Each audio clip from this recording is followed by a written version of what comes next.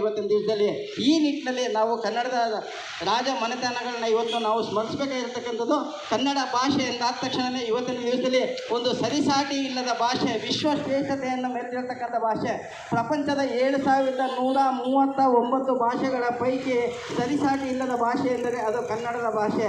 ಯಾಕೆಂದರೆ ವಿಶ್ವ ಲಿಪಿಗಳ ರಾಣಿ ಎಂದೆನಿಸಿಕೊಂಡಿರತಕ್ಕಂಥ ಯಾವುದಾದ್ರೂ ಭಾಷೆ ಇದ್ದರೆ ಪ್ರಪಂಚದಲ್ಲಿ ಅದು ನಮ್ಮ ಕನ್ನಡದ ಭಾಷೆ.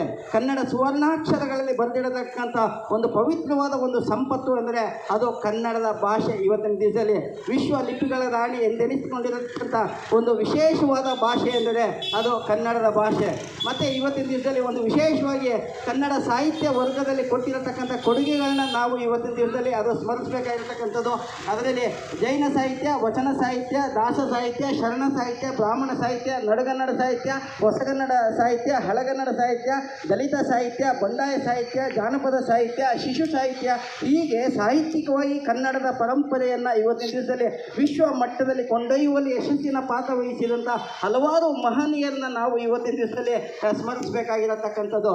ಅದರಲ್ಲಿ ರನ್ನ, ಜನ್ನ, ಪೊನ್ನ, ಪಂಪ, ಹರಿಹರ, ರಾಘವಾಂಕ, ಕುಮಾರವ್ಯಾಸ, ಅಮೋಘವರ್ಷ, ನೃಪತುಂಗ, ಅಕ್ಕ ಮಹಾದೇವಿ, ಸರ್ವಜ್ಞ, ಬಸವಣ್ಣ, ಶಂಕರಾಚಾರ್ಯ, ರಾಮಾನುಜಾಚಾರ್ಯ, ಮಧ್ವಾಚಾರ್ಯ, ಕನಕದಾಸರು, ಪುರಂದರದಾಸರು, ಹರಿದಾಸರು, ಕುವೆಂಪು, ಹೀಗೆ 8 ಜ್ಞಾನಪೀಠ ಪ್ರಶಸ್ತಿಯನ್ನು ಮುಡಿಗೇರಿಸಿಕೊಂಡಿರತಕ್ಕಂಥ ಮಹನೀಯರು, 2 ಸರಸ್ವತಿ ಸನ್ಮಾನ ಪ್ರಶಸ್ತಿಯನ್ನು ಮುಡಿಗೇರಿಸಿಕೊಂಡಿರತಕ್ಕಂಥ ಮಹನೀಯರು, ಹಲವಾರು ಕೇಂದ್ರ ಸಾಹಿತ್ಯ ಅಕಾಡೆಮಿ ಪ್ರಶಸ್ತಿಯನ್ನು ಮುಡಿಗೇರಿಸಿಕೊಂಡಿರತಕ್ಕಂಥ ಮಹನೀಯರು, ಅಂತಾರಾಷ್ಟ್ರೀಯ ಮಟ್ಟದ ಪ್ರಶಸ್ತಿಗಳನ್ನು ಮುಡಿಗೇರಿಸಿಕೊಂಡಿರತಕ್ಕಂಥ ಮಹನೀಯರು, ಕನ್ನಡ ಕಲಾ ಸೇವೆಗೆ ಮುಡುಪಾಗಿಟ್ಟಿರತಕ್ಕಂಥ ಹಲವಾರು ಮಹನೀಯರ ಶ್ರೇಷ್ಠತೆಯನ್ನು ಇವತ್ತಿನ ದಿವಸದಲ್ಲಿ ನಾವು ಕೊಂಡಾಡುವಂಥ ಒಂದು ಸುಸಂದರ್ಭದ ದಿನಾಕ್ಷಣ ಇವತ್ತಿನ ದಿವಸದಲ್ಲಿ.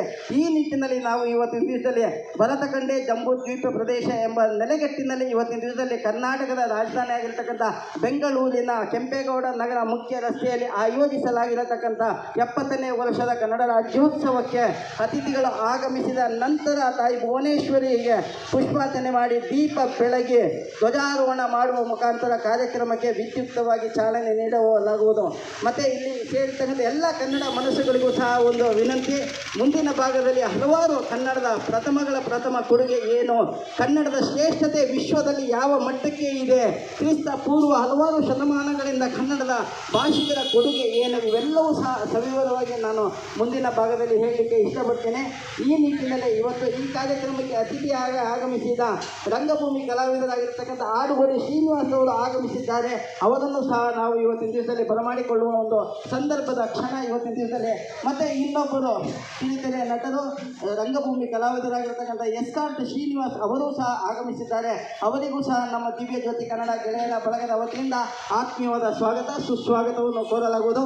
ಮತ್ತು ತಾಯಿ ಭುವನೇಶ್ವರಿಯನ್ನು ನಾವು ಇವತ್ತು ವಿವಿಧ ರೀತಿಯಲ್ಲಿ ಸ್ಮರಣೆ ಮಾಡುತ್ತಿರುವುದು. ಇವತ್ತಿನ ದಿವಸದಲ್ಲಿ ಕರ್ನಾಟಕದ ಅಧಿದೇವತೆಯಾಗಿ, ಶಕ್ತಿ ಸ್ವರೂಪಿಣಿ ತಾಯಿ ಭುವನೇಶ್ವರಿಯಾಗಿ, ವಿದ್ಯಾದಾಯಿನಿ ತಾಯಿ ಭುವನೇಶ್ವರಿಯಾಗಿ, ಕದಂಬ ವನವಾಸಿನಿ ತಾಯಿ ಭುವನೇಶ್ವರಿಯಾಗಿ, ಮಹಿಷಮಂಡಲ ವಾಸಿನಿ ತಾಯಿ ಭುವನೇಶ್ವರಿಯಾಗಿ, ರತ್ನಗರ್ಭ ಸುಂದರ ತಾಯಿ ಭುವನೇಶ್ವರಿಯಾಗಿ, ಕನ್ನಡಿಗರ ಸ್ಫೂರ್ತಿ ತಾಯಿ ಭುವನೇಶ್ವರಿಯಾಗಿ, ಕನ್ನಡಿಗರ ಆರಾಧ್ಯ ದೈವ ತಾಯಿ ಭುವನೇಶ್ವರಿಯಾಗಿ, ಶ್ರೀಗಂಧದ ನಾಡಿನ ಅಧಿದೇವತೆ ತಾಯಿ ಭುವನೇಶ್ವರಿಯಾಗಿ ಇವತ್ತಿನ ದಿವಸದಲ್ಲಿ ನಾವು ಇಡೀ ಕರ್ನಾಟಕದಲ್ಲಿ ವಿವಿಧ ರೀತಿಯ ಸಾಂಸ್ಕೃತಿಕ ಕಾರ್ಯಕ್ರಮಗಳೊಂದಿಗೆ ಆಯೋಜನೆ ಮಾಡಲಾಗಿರತಕ್ಕಂಥದ್ದು. ಈ ನಿಟ್ಟಿನಲ್ಲಿ ನಾವು ತಾಯಿ ಭುವನೇಶ್ವರಿಯನ್ನು ನಾವು ಸ್ಮರಿಸುವಂಥ ಒಂದು ಸುಸಂದರ್ಭ